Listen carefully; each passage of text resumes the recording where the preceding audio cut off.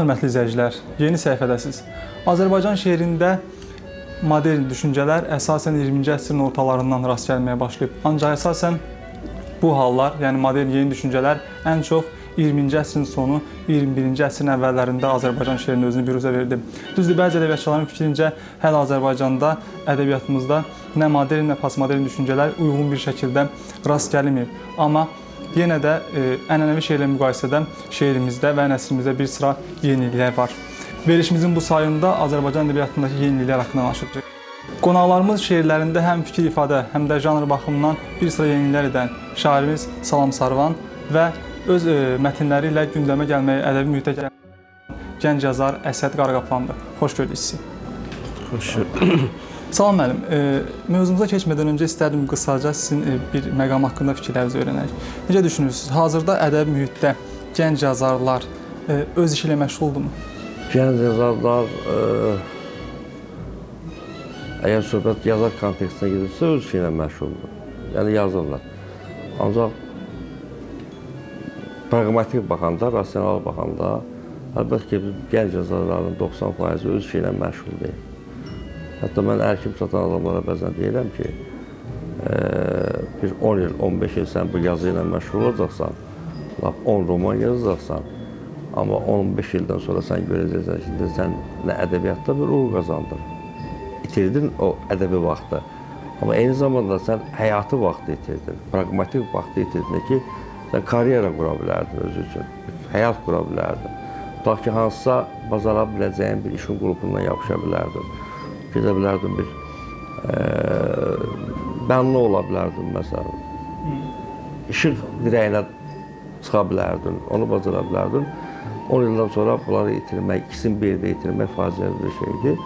Ancaq sualın hərfi mənasında da belədir, sualın bütün mənalarda ümumiyyətlə gənclərimizin 90% öz işi ilə məşğul deyil. Ədəb müddətdə. Aha, təbii. Mən əslində sualı istəyirəm bu istiqamətdən yanaşaq ki, yəni onlar belə deyək, yazmaqla yanaşı eyni zamanda bir sıra belə deyək, özlərindən əvvəl müəyyən bir uğur qazanmış insanlara ədəbiyyatda adları hallarına çıxmaq, ədəbi belə deyək, tənqidə əks münasibət göstərmək, yəni bu baxımdan bəlkə də enerjilərini kənara sərfirlər. Ədəbi tənqidə necə yəni əks münasibət göstərmək? Cümlədən başa düşmədim. Yəni tənqidə özümsüzlük məsələsi. Yəni bu baxımdan yəni enerjilər ondan düşünürsünüz bir sıra yazarların yəni kənara sərf olunur. Onlar belə deyək, öz işlərinə, yəni yazmaqla məşğul olmalı yanaşı eyni zamanda belə şeylərdə vaxt ayırırlar. Bəlkə də daha çox vaxtlarını bunlara ayırırlar. Bu suala xahiş edirlər, məsəl cavab verir. Əslində müasir Azərbaycan ədəbiyyatında gənclər sözün əsl mənasında fədakarlıqla məşğuldur. Amma Salam müəllimin o fikri ilə razıyam ki, bəli, 90% öz işi ilə məşğul deyil. Məhz söhbət o 10% var ki, bəlkə də hətta biraz az deyərdim mən ki, doğrudan da onlar hər şeydən qabaq öz potensiallarını bilirlər, öz istedadlarını bilirlər. Bütün çəkişmələrə rəğmən, bütün, necə deyim sənə, onları kiçik göstərmə məsələlərinə rəğmən yenə də öz işləri ilə məşğuldurlar, yazılar yaradırlar. Hətta bütün məhrumiyyətlərə rəğmən onlar yazmaqla məşğuldurlar. Və mən deyərdim ki, bugün Azərbaycan poeziyası da, Azərbaycan nəsri də heç vaxtı olmayacaq səviyyədə gəlib çıxıb. Yəni elə bir səviyyədədir ki, artıq daha da güclü olacaq. Yəni dünya səviyyəsində gəlib çıxacaq az. Aydındır. Salam müəllim. Müasir Azərbaycan poeziyası deyəndə ola bilər ki, bunu siz təvazökarlıqdan qəbul eləməyə bilərsiniz. İlk yada düşən isimlərdən birisiniz. Yəni şeirlərimizdəki yeniliklərlə, fikir ifadə tərzinizlə və bir sıra məqamlarla kifayət qədər belə deyək, olan oxucular düzdür elə də yüksək səviyyədə deyil, amma oxuyurlar hər halda. Oxuyan insanlar sizi oxuyur. Və təbii ki, mən bu fürsətdən istifadə edib biraz ola bilsin konkret alına bilər sualım. Salam Sarvan üçün poeziya nədir? Ümumiyyətlə, poeziya haqqında indiyə qədər minlərlə fikir deyilir. İlk baxışdan belə görülür ki, bu fikirlər bir-birindən fərqlidir. Əslində,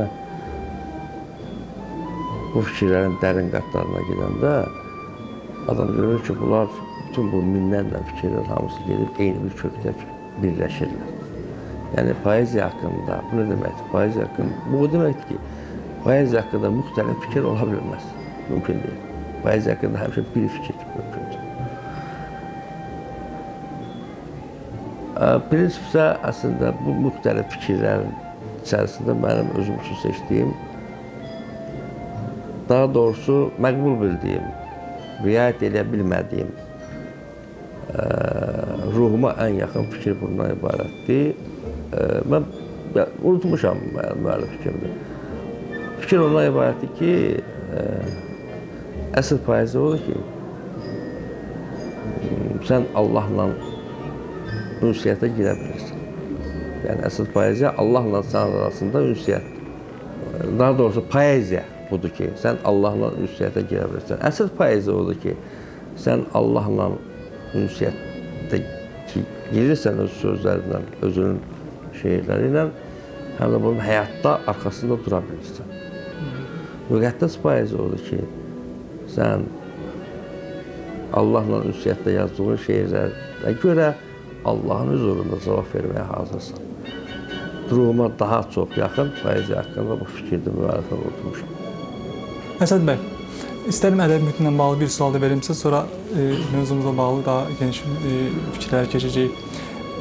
Adətən gənc yazarlar sırf Azad Yazarlar Ocağı və digər Azərbaycan Yazıçılar Birliyində olmayan gəncləri nəzərə alsaq, bunların Yazıçılar Birliyinə qarşı bir, belə deyək, mübarizəsi var sanki. Onlar mübarizə aparır. Bir gənc olaraq sizin ifavızda da mən tez-tez rast gəlirəm bu məqamlara. Nədən doğru bu?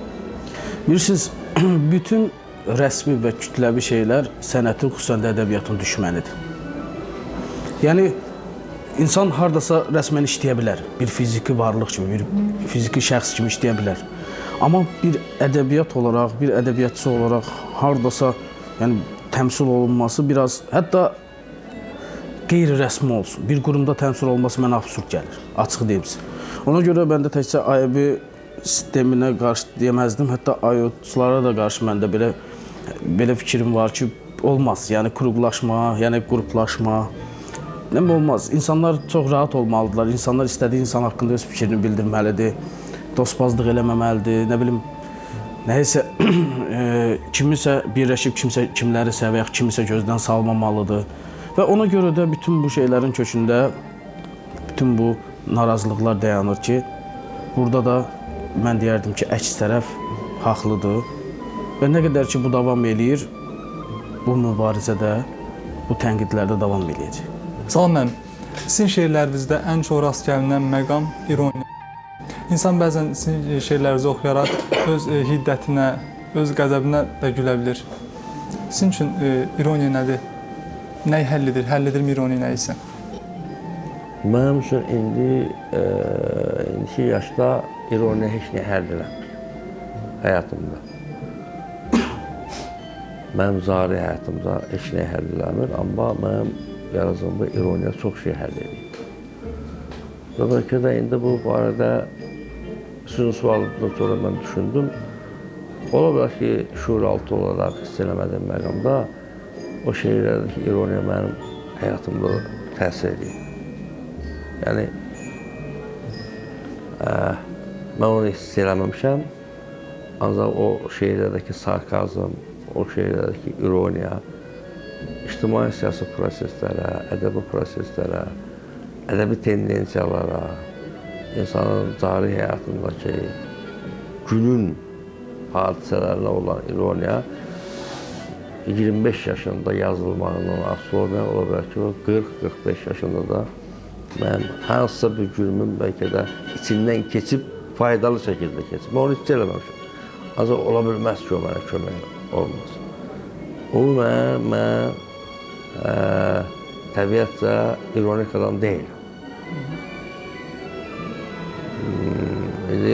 Psixologlar bunu daha çox yaxşı müəyyənləşdirə bilərlər.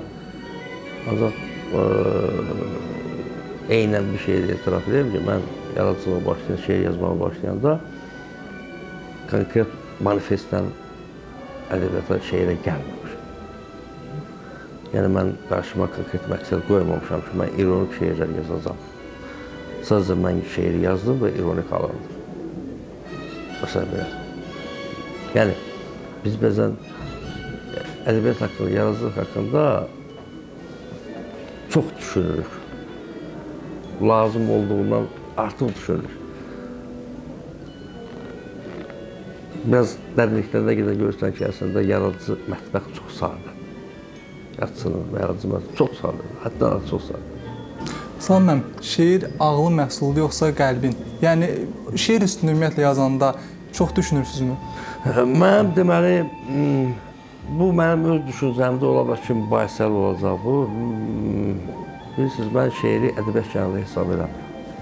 Məsələn, roman, deyirik, eşidirik, esse, deyirik, eşidirik yazırıq. Povest, hekayə, mənsur şeir, hətta mənsur şeirə qədər də ədəbiyyat janrı hesab eləmək olar. Ancaq söhbət şeirdən gedəndə mən şeir heç ədəbiyyat janrı hesab eləməmişim. Mən şeir ilahi fakt hesab edirəm, vəhy hesab edirəm şeiri. Allahdan gələn vəhy hesab edirəm və onun üçün də biraz vaxtımız dardır deyə ətraflı danışmaq mümkün olmayacaq, amma konkret desəm, bunun üçün məsələn şeirlə oxucu arasında tənqidçinin girməyi absurd görünür mənə. Amma nəsrlə, hansısa bir romanla oxucu arasında tənqidçi girəndə çox normaldır, qəbul edə bilir. Çünki tənqidçi olur ki, nəqlləşdirmək sözündən götürdüyünə görə tənqidçi oxucu ilə həmin roman arasında müəyyən bir körpü sala bilər. O oxucunu o romana, o əsərə yaxınlaşdıra bilər müəyyən təhlillərlə. Ancaq niyə görə yaxınlaşdıra bilər tənqidçi? Niyə görə bunu bacarır? Buna görə ki, nəsr ədəbiyyat janrıdır. Nəsr harısı biraz təfəkkürün, təxəyyülün məhsulu ola bilir. Məsələ olar ki, elə şeirlər var ki, təfəkkürün də məhsul deyil. Təxəyyülün də məhsul deyil. O şeir, Allahdan gələn şeir. İndi mən dediklərim ümumiyyətlə bütün şeirlərə aid oluna bilməz. Başqa bir şairlər öz yaradıcı mətbəxini başqa cür diktə eləyirlər. Söhbət konkret məndən gedirsə, mənim yaradıcı mətbəximdə mən yalnız şeiri gələndə yazmışam. Şeiri düşünməmişim. Fakt budur. Gəldiyi məqam elə həmin anda yazıb bitirmisiniz. Məsələ də ondadır ki, indi mənim şeirlərimdə müəyyən xüsusi intonasiyanı qeyd edirlər. Oxucular və ədəbiyyatşünaslar. Ki, güya mən xüsusi bir intonasiya gətirmişəm, mən heç bir intonasiya gətirməmişim. O intonasiyanı həmin şeir özü gətirib, özü ilə, gələndə gətirib. Yəni, mən düşünülmüş şəkildə, əslində, bax, indi siz fikir verin, yazırlar, tənqidçilər, oxucular nə deyirlər? Deyirlər, Salam şeirdə inqilab eləyib, Salam şeirdə yeni nəfəs gətirib, yeni düşüncə tərzi gətirib, yeni intonasiya gətirib. Mən bunların heç birini düşünülmüş şəkildə eləməmişim. Məsələ ondadır. Sadəcə şeir gəlib, bu şeir gələndə özünün təfəkkür qatlarını gətirib, düşüncə qatlarını gətirib, öz intonasiyasını gətirib, öz texnikasını gətirib. Hətta şeir gələndə öz texnikasını gətirib.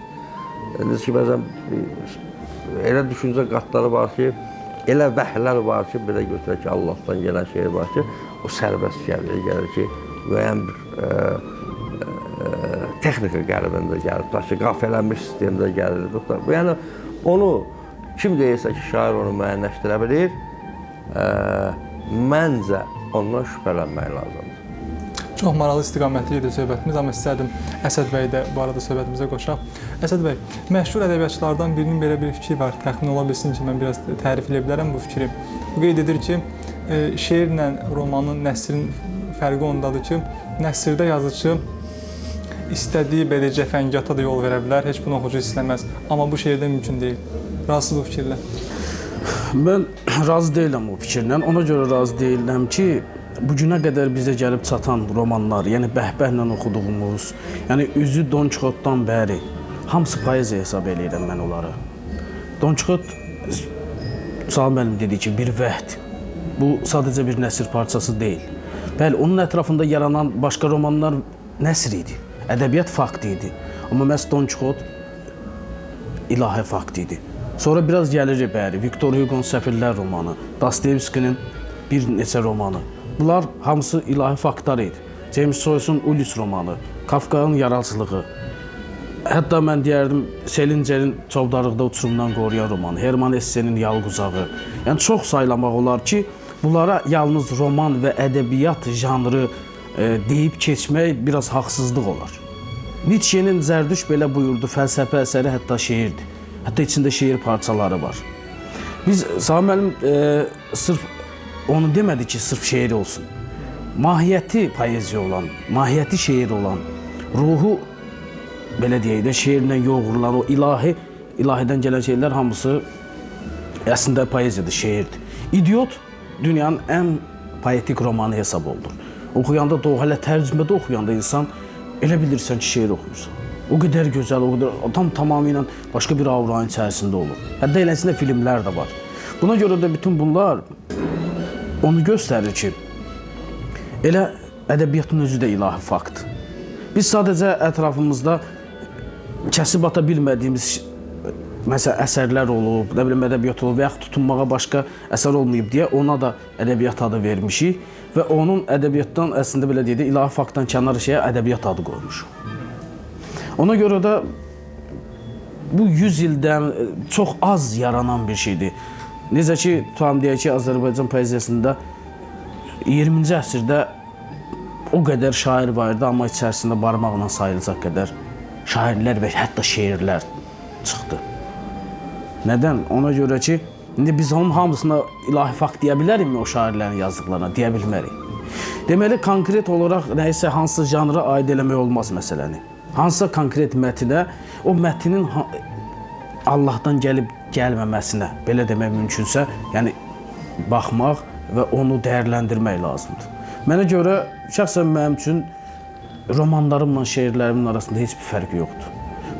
Çünki mən nəsr yazanda da, Salam müəllim demiş, gələndə yazıram.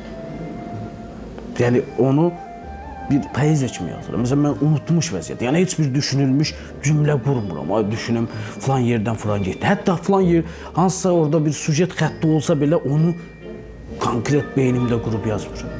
Birinci cümləsi yazır, ardını yazır. Bilmirəm mən, roman alınacaq, nəsr alınacaq, məni əslində bu maraqlandırmır, məni düşündürmür. Sadəcə belə alınır, biz də onu çıxardırıq ortaya. Aydındır. Salam müəllim, verilişimizdə Salam Sarvan olmasından istifadə edib mən bugün, mən düşündüyüm bütün sualları sizdən soruşum. Həm də səmiyyətinizə tam inandığım insanlardansınız.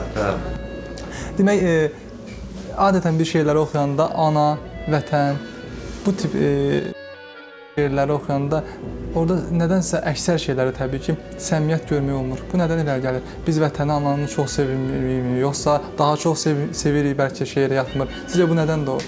Burada sizin gördüyünüz iki məqam ikisi də var və demədiyinizdə bir neçə məqam var. Ümumiyyətlə, bizim Azərbaycanda vətən haqqında danışanda söhbət konkret predmet olaraq vətənə çetsək, vətən haqqında danışanda, danışmağa daha çox başlayanda bizim nəinki yazıçılar, adi vətəndaşlar vətənbaz olurlar. Yəni, saxta hisslərlə, o saxta hisslərlə, hətta pafosu ilə vətənbaz olurlar.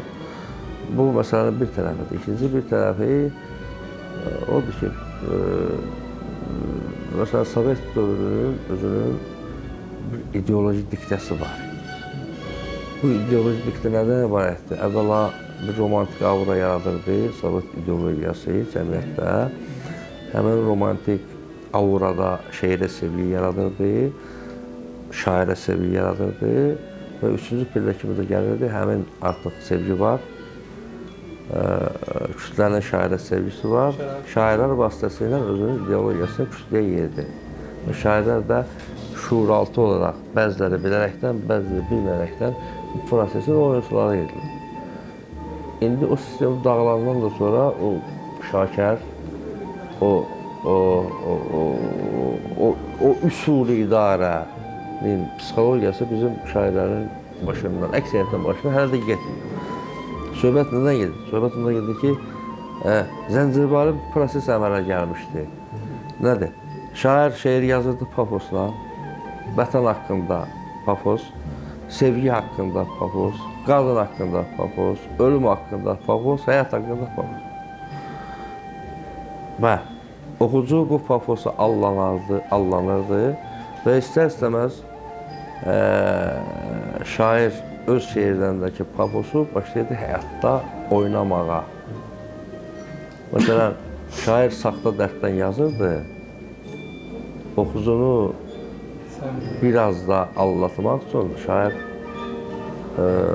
daha doğrusu o yazdığı şeirdəki pafosa bəraət qazandırmaq üçün şair həmin kədəri, saxta kədəri başlayırdı həyatda oynamağa. Şair öz həyat tərzini kasıb göstərdi şeirdə. Cibində o dövr üçün çox yüksək məbləğ olan 1000 manat ola şair o miskin obrazı başlayırdı oynamağa. Çünki şair öz şeirini oxşamaq istəyir. Hələ olar çox xüsusiyyət olur. Şair öz obrazını, öz şeirini tamamlamaq istəyirdi oxucu üçün ki, bu da oxucu qarşısında biraz əl çatmazlıq obrazı yaratmaq və digər, hətta ideologiyanın irəli sürmədiyi, tələb eləmədiyi məsələlər də ortaya çıxırdı. Zəncirvarı prosesi nədən ibarət? Zəncirvarı prosesi o gəlirdi ki, deməli, təsəvvür elə ki, şeirdə pafoz, şairin həyatında pafoz, oxucu aldanışı. Nəticədə nədir ki, oxucu özü də artıq şairə qarşı münasibətdə pafosa yuvarlanırdı. Nə ilə nəticələnirdi? Oxucu indi də həmin aldanışın təsiri altında yaşayır o pafosun ki, artıq oxucu şairdən həmin pafosu gözləyir. Kifayət qədər mənəviyyat daşıyıcısı olmalısan, kifayət qədər qeyrətli olmalısan, kifayət qədər vicdanlı olmalısan, qəhrəman olmalısan. Yəni, oxucu ki, öz həyatında, cəmiyyət həyatında, cəmiyyətin bütövlükdə birləşib həll eləməli olduğu məsələlər ki, həll eləyə bilməyir, oxucu onu şairdən gözləməyə. Niyə gözləməyə şairdən başlayır? Çünki şair artıq o Zəncirvarı prosesində pafos xəttini yaradıb. Oxucu xəttini artıq içində. Yəni özünü daxil edib ora. Bəli, o prosesdə girib, satıb. Məsələn, deyim də bu, tutaq ki, şair görəndə oxucular məhətdə qalaşır. Nə əcəb bunun dərsi üstündədir? Amma bunun dərsi soyulmalıydı çoxdan. Nəsimi faktı vardı. Bu çox uzun söhbətdir əslində. Çox uzun söhbət. Ancaq düşüncəmə görə bizim bir idmançımızdan, bir güləşçimizdən umacağımız nə olmalıdır? Onun tatami üzərində qələbəsi. Konkret güləş meydançası var, tatami var. Biz öz güləşçimizdən, Azərbaycan güləşçisindən yalnız tatami üzərində qələbəsi ilə kifayətlənməliyik. Azərbaycana bunu verə biləcək, ancaq orada dayanır. Tabiz, həmin güləşçinin qolunun gücü var deyə, Azərbaycanın başqa yüklərində ona daşıtdırmamalıdır. Şairə qarşı münasibət belədir. Bir var estetik qələbələr. Şairdən, yazıcıdan estetik qələbələr ummaq əvəzinə Azərbaycan xalqı, Azərbaycan oxucusu estetik kriterləri qoyub bir tərəfə, başlayır olan etik məziyyətlər ummağa. Bu, hətta daha çox fiziki. Məsələn, bəzən hətta o, əlbəttə ki, söhbət etkilikdən gedirsə, orada qolun gücü də bəzən lazım olur. Oxucu onu da olmaz. Prinsip isə, bunlar çox böyük bir aldanışdır. İndi çox böyük bir aldanışı Əsəd, Salam, Vəli, bir 5 adam, 6 adamın əlindən gələsi işdir ki, illərlə yığılıb qalmış bu daşlaşmış ənənələri dağıtsın, çətin məsələ. Ancaq mən sizə bir şey deyim. Mənə elə gəlir ki, bu ənənələri dağıtmağa çalışmaq da lazımdır. Deyil. Yəni, xüsusi bir cəhd eləməyə ehtiyac yoxdur. Əlavə, yenə deyirəm, əlavə energiyadır bu. Əlavə zəhmət. Sadəcə oturub mətn yazmaq lazım. Sən bütün sən danışdın, məsələn, mən bunu sizə danışmaya da bilərdim, amma bunu mətnlərimdə yazmışam. Söhbət ondan gedir. Əgər mən mətnlərimdə yazmışam ki, sizin çəkilişiniz artıqdır. Söhbət ondan gedir. Yəni, nə demək istəyirəm? Məsələn ki, bu daşlaşmış, bariyerləşmiş, artıq bir kompleks kimi artıq bizə mane olan ədəbi ənənələr ki var, onlara qarşı mübarizəyə çox xüsusi bir enerji sərf eləməyə ehtiyac yoxdur. Mən təcrübəmlə deyirəm. Sadəcə oturub, başını aşağı salıb, bədii mətni yazmaq lazım. O bədii mətndə sənin istər-istəməz mən bizə elə gəlir ki, biz bədii mətn yazanda əgər sevgi məktubu yazırıq yarımıza, sevdiyimiz qıza, bizə elə gəlir ki, yalnız həmin qadına qarşı münasibətlərimiz o məktubda əks olunur. Elə deyil. Biz doğrudan da qadına məktub yazırıq və sevgi məktubu yazırıq. Ancaq biz yatsıyıqsa, bizim sevdiyimiz qadına yazdığımız məktubda xeyli şuuraltı detallar girir ora, bizdən asılı olmayaraq. İctimai siyasi prosesləri falan, həyat və səbəb falan, xeyli. Bizə elə gəlir ki, amma biz məktubu yazmağa başlayanda düşünürük ki, biz bir qadına sevgi məktubu yazırıq, sevdiyimiz qıza, əsgərlikdən məktub yazırıq. Amma əsgərlikdəki əgər yaxşıdırsa, təfəkkür adamıdırsa, həssas adamdırsa, düşüncə adamdırsa, o məktub sevgi məktubu deyil. O sadəcə olaraq məktubdur. Qeyd etdiyiniz məqama istərdim bəlkə də razılaşarsınız, razılaşması bir əlavə edeyim. Çünki qeyd etdiniz ki, siz çəkiliş, yəni söhbət mətnlərdə yazmısınız. Sırf o mətnlərin oxunması üçün də bəlkə bir siqnal ola bilər çəkilişimiz. Bizim peşəmiz həm də tamaşaçıları oxucu eləməkdir. Yəni bəlkə kimsə bilmir ki, bu hansısa mətndə var. Kimsə regionda tanımır Salam Sarvanı, bu gün görüb həmin söhbətin maraqlı olduğunu düşünər və düşünə bilər ki, biraz irəli gedib mətndə olanda bu daha özəl şəkildə onunla rastlaşa bilər. Yəni bu baxımdan çəkilişimizin əhəmiyyəti var. Əsəd bəy, Salam müəllim qeyd elədi o pafos, o aldanışlar ki, olub bizdə müəyyən müddət ərzində ideologiyadan doğan. Bugün də yəqin ki, razı onlar davam edir. Davam edirmi? Gənclər arasında necədir? Hələ də həmin yol gedənlər varmı, yoxsa? Əslində bu biraz da Sovetin günahı deyildi. Yəni tam Sovetin günahı deyildi. Bu Sovetdən qabağı da beləsinə şeylər olub. Hətta orta əsrlərdə də olub. Sadəcə Sovetin dövründə ən yüksək zirvəsinə çıxdı bu pafos. Nəyə görə? Çünki bu rejimə bu sərf eləyirdi. Bu rejim bundan nəfəs alırdı. Bu rejim bunsuz keçinə bilməzdi. İndi də olub və olacaq. Hətta bundan sonra da ən modern dünyada yaşasaq da inanın mən o cürə şeirlər yazılacaq. Bu sadəcə hər şeydən qabaq istedadsızlığın göstəricisidir. İstedadsızlığın göstəricisi də bütün zamanlarda olub. Bizim Sovet dövründə sadəcə bir dənə fərq var idi ki, Sovet dövründə istedadsız, yəni pafos şairlər üzə çıxa bilirdilər. Çox rahat idi onlar üçün üzə çıxmaq. Məsələn, Füzulinin dövründə amma bircə Füzuli qalmışdı. Təkcə 400 Füzuli imzası ilə yazan 400 şairi var idi. Yəqin ki, onlar da elə Sovet dövründə üzə çıxan şairlər kimi pafoslu yazırdılar. Sadəcə çıxa bilmədilər, çünki zaman, dövr pafosu qəbul eləmirdi. İndi çıxa bilirlərmi, özür istəyirəm? İndi çıxa bilmirlər, çünki əlbəttə ayıq oxucu çox, məsələn, gedib Salam Sarvanı oxuyur, Akşin Yeniçeyi oxuyur. Yəni özü o pafosdan tamamilə arınmış, təmizlənmiş, necə deyim sizə, öz ruhunda, mahiyyətində artıq o şeyləri darmadağın eləyən mətnlər. Çünki insan onunla yaşayır. Həqiqi oxucu onunla yaşayır. Onun içində darmadağın da onun için pafoslu deyil, o göylərdə deyil, havada deyil, yerdədir. Hətta sosial problemlərlə uğraşır o adam. O adam necə gedib deyə bilə bilər? Və o adamlar fikir vermişsiniz, o adamlar heç bu dəqiqə Azərbaycanda tanıyan yoxdur, heç ciddi şəkildə şair hesab edən yoxdur. Nə qədər ətrafımızda var, tanıdığımız adamlar var. Yazırlar, bütün günü Facebookda da yazırlar, nə bilim kitabda çıxardırlar, nə bilim neynirlər. Bilirsiniz, bunların arasında biraz oxşar məqamlar da var. Biz bunları çox qarışdırırıq. Birinci məqam ondan ibarətdir ki, bəzən həddindən artıq güclü poeziya ilə, həddindən artıq pafoslu poeziyanın oxunmamasını bir-biri ilə əlaqələndirirlər. Yəni dahili ilə dəlili kimi. İlk baxışda dahili ilə dəlili bir-birinə çox bənzəyir. Amma onların arasındakı fərqi də yəni deməyə ehtiyac yoxdur. Və çox adam məsələn bəzən dahilərə dəli adı qoyub, nə qədər olub tarixdə və yaxud dəlilərə dahi adı qoyublar. Məncə pafoslu poeziya ilə ciddi poeziyanın da biraz həmişə bəxti gətirmir. Yəni indiki dövrdə bəxti gətirə bilməz. Biraz amma onunla belə nisbət məsələsində artıq pafoslu poeziya ikinci planda da artıq. Və buna görə də heç də narahat olmaq lazım deyil. Heç də Salam demişdən, heç də bunları düşünmək lazım ki, bunları dağıtmaq lazım. Yox, öyle şey yoxdur. Sən nətər adama deyə bilərsən ki, sən get elə şeir yazma. Bu adamın istedadı çatmır ondan artıqını yazmağa. Nətər ona tələb eləyə bilərsən ki? O yenə yazacaq, Facebook səhifəsi var, paylaşacaq.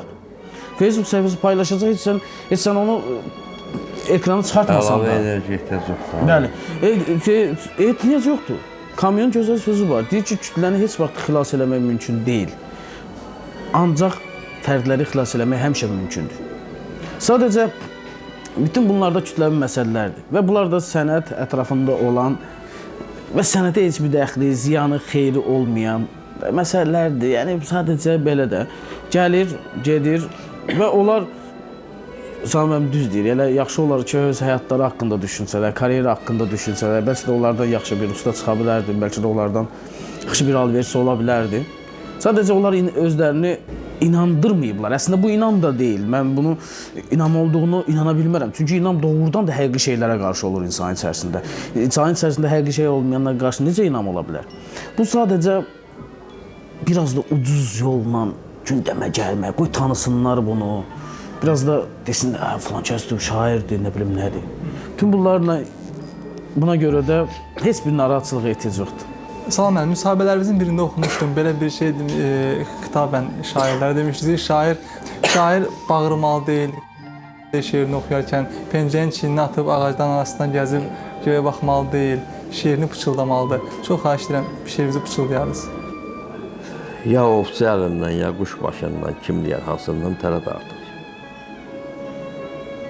Onun üçün düşmür ki, yerinə heç nə, hər şeyi bu dünyada belə dartır. Ah, bu Qarabağdan, o ağ saçları, göründü altında qızıl tacların, yeleyə bilməzdi bu ağacları, yarpaqlar özləri yerə dartırır. Öldüm sevdasından bar ağacının, qollarım göylərdə kör ağacıdır. Kəndiri rezilmiş dar ağacımın, bəxtəvər başıma, hələ dartır. Hörmətli izləyicilər, indi isə verilişimizin region yazarı rubrikasını izləyirik.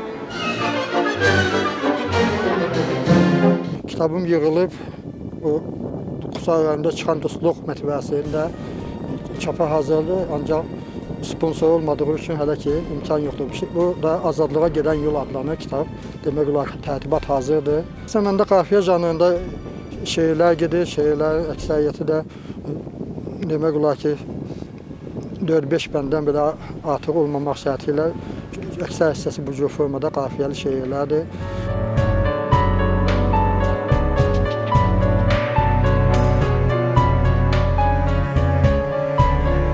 Qürbət eldə olsan əgər qayıb uç, qatal kimi qanadını gəyib uç, yorulanda nəfəsini dəyib uç, geniş asimandır könül dünyası, bəzən pərişandır, bəzən dəmlidir, bəzən günəşlidir, bəzən kənlidir, bəzən nəşəlidir, bəzən qəmlidir, elə bil insandır könül dünyası.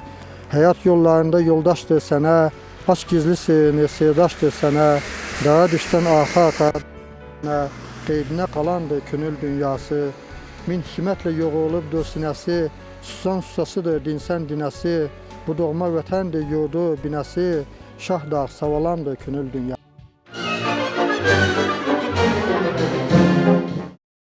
Əsəd bəy, bildiyimiz kimi sizə əsasən nəsr əsərlərinizdən rastlaşırıq. Sizin son dövrdə yazdığınız romanlar da nəzərə alsaq, yəni siz ən çox nəsrə müraciət olunmuş kimi görünür. Amma sizin şeirləriniz də var və təbii ki, bu verilişimizin bu sayında biz nəsr haqqında belə sizin romanınızı təqdim etmək qabiliyyətini bacaranda deyilik veriliş çərçivəsində və biz sizdən istədik bir şeir alaq bu ərəfədə mümkünsə şeirlərinizdən birini səsləndirərsiniz tamaşaçılarımız üçün. Olar, məmnuniyyətlə. Sevgilərin ən gözəlini yaşayacaqdıq az qala. Az qala nə qovuşmaq umurumuzda olacaqdı, nə ayrılmaq. Mən biraz şair olacaqdım, biraz adam, sən elə sən olub qalacaqdın. Gözə görünməmək üçün yaşadığım hər saatı səni içimdə daşıdım. Elə bir anım olmadı, həyatın dibinə enməyim. Elə bir qadın olmadı, səni onda sevməyim. Elə bir içki olmadı, Tanrıya qovuşdurmasın ruhumu. Oysa elə orada qalmışdı bədənim, sevmədiyim bir qadının yatağında.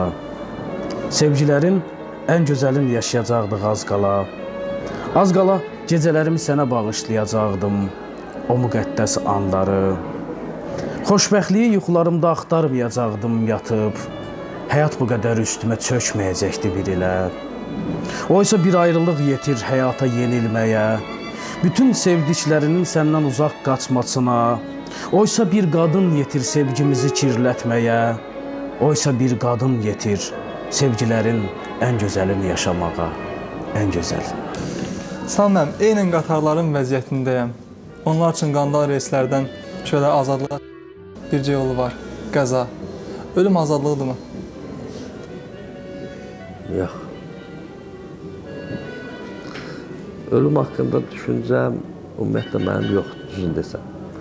O şeirlərdə ölüm haqqında ayrı-ayrı bəndlər əslində təxmin olaraq 90%-i bizim bir vaxtlar mən ədəbiyyata gələndə 80-ci sonunda ölüm haqqında mənə qədər ki pafosa, ironiyadır əslində o şey. Ölüm haqqındakı o şeir məqamların 90%-də bir 10% isə mənim səmimi ölüm haqqında düşüncələrim demək olmaz. Ölüm haqqında mənim əhval-ruhiyyəm, ovqat dizgilərimdir. Hansı ki, ondan heç bir adam qaça bilmir. Adi adam, şeir yaza bilməyən adamlarla ki, necə o həyatının axarında, rasional həyatının axarında mütləq 10% bir ölüm ştirxləri var, ölüm məqamları var. Sadəcə onu duymur, hiss eləmir, ona görə də onu eləyir ki, o yoxdur. Ancaq şair yazıcı bunu duyduğuna görə onu yazır. Hiss edir ki, biz bir düz xəttli bir həyat yaşamırıq. Mütləq hardasa qırılacaq nəsə. Sola dönəcək, sağa dönəcək falan. Bu mənada, bəli, orada ölüm haqqında səmimi düşüncələr də var. Ancaq mənim ölüm haqqında səmimi düşüncələrim özündə təbii ki, bir bilgisizlik var. Aydındır ki, şeir elmdir. Bir şair informasiyası, əgər buna bilgi demək mümkünsə, o ola bilər, o iştirak edə bilər o şeirlərin yazılmasında. O da mən sizə bayaq dedim. O informasiyada yuxarıdan gəldiyinə görə mən Allaha inanan adam, yenə də hər şey Allahın əlindədir. Yəni, mənim ölüm haqqında filosof düşüncələrim yoxdur. Mənim ölüm haqqında publisist düşüncələrim də heç vaxt olmayıb. Mənim ölüm haqqında həyatı düşüncələrim də olmayıb. Təmin edirəm. Mənim ölüm haqqında düşüncələrim ancaq o şeirdə olub. Bayaq biz sizlə qərar gəldi ki, şeir ilahi faktdır. Yuxarıdan gəlir. Deməli, ölüm haqqında informasiyada bəzi məqam vardır ki, şeirə gəlib, o yuxarıdan gəlib, o Allahın işidir, o mənlik. Yəni, mən ona izah verəməyim. Əslində, məndən olsaydı, təbii deyəm, məndən olsaydı, axı o şeirdə ölüm informasiyası heç iştirak eləməzdi, axı. İnsan nə yazmaq istəyər öz aramızda? İnsan nə yazmaq istəyər? İnsan daha çox sevinci yazmaq istəyər də. Məsələn, kim deyir ki, insan kədəri yazmağa çalışar, mümkündür. Bu məsələ qayıdacaq. Yəni, insan istəyərdi ki, xoş ovqat ötürsün də oxucuya, əgər oxucusu yazırsa. Əgər yox, yazısı mətbəxinin müxtəlifliyindən olmayaraq, 90% yazıçıların, şairlərin mətbəxi eynidir. Heç kim istəməz ki, özündən həmin yazdığı mətnə, öz taliyindən nəsə qatılsın olur. Ancaq bu qasılmaz bir şeydir. Deməli, görünür yaradılışın mahiyyətində bir kədər var da. Yox, yox. Kim istəyərdi kədər? Məsələn, sən biləndə ki, bu oxucuya gedib çatacaq. Səhnələşdirəcək, tamaşaya gedib çatacaq. Kim istəyərdi ki, bu kədər informasiyası tutur? Adam istəyir, sevincək. Bax, görürsən ki, mümkündür, qasılmazdır. Yəni, əsər yazıçı təxəyyülün məhsuludur, belə deyirlər. Yazıçı istedadının məhsuludur. Şeir, şair istedadının məhsuludur. Ancaq görünür, bəlkə də nəsirdə, hekayədə, povestdə, romanda bütün bu proses tənzimləmək mümkündürsə, şeirdə bunu tənzimləmək mümkündür. Birbaşa Allah aid məsələdir. Birbaşa ilahi faktdır. Bəzən bilsən məndən nə soruşurlar. Məsələn, bir misranı götürürlər, deyirlər ki, tutaq ki, nə bilim, məsələn, dərdin 9-cu mərtəbəsində bizim gözümüzdə saatlan su. Məsələn, bizim deyirlər ki, Əhməlidə yaşayırsan, sizə su gəlmir. Misranın üstündə götürüb adamın məişətini izah eləməyə çalışırlar. Oxuculara bəzən elə gəlir ki, şair, bir söhbət nədir? Şair, oxucu şairə, nasirdən daha çox inanır. Oxucu elə bilir ki, şair bütün misralarında səmimidir və özüdür, öz talihidir. Ona görə də bəzən oxucu şeirdəki estetik məziyyəti qoyur qırağa, o hissi, emosional tərəfi, qidaları onunla kifayətlənir. O öyle mənə soruşurlar ki, bu şehir harada? Məsələn, Doğu Əhməddə yaşayır, su gəlmir sizdə. Məsələn, belə. Mən nə cavab verim ona? Nə cavab verim? Axı, mən o, həmin Misra gələndə izahla gəlməmişdim mənə ki, mən həmin izahı da oxuyacaq. Mənə öyle gəldi, elə də yazdım da. Məsələ bundadır. Əsəd bəy, yazılarınızda, adətən də Facebook yazılarında və belə deyək də, ədəbi mühitdə olan fikir, dini təsəvvürləriniz daha çox yəni buna görə gənc yazarlar və bu tipdən siz də yəni bu gənc yazarlar arası tənqid olunursunuz. Ola bilsin ki, birbaşa tənqidçilər tərəfindən olmasa belə, mən rastlaşıram kütlə tərəfindən bəzən belə məqamlarda anlaşmazlıq yaranır. Necə düşünürsünüz? Sizin sərgilədiyiniz dini düşüncələriniz kütlənin dininin əksi deyilmi? Həmişə belə olub. Yəni, belə də olmalıdır mənim fikrimcə. Kütləvi nə varsa, saxta və yalandır, pafosludur.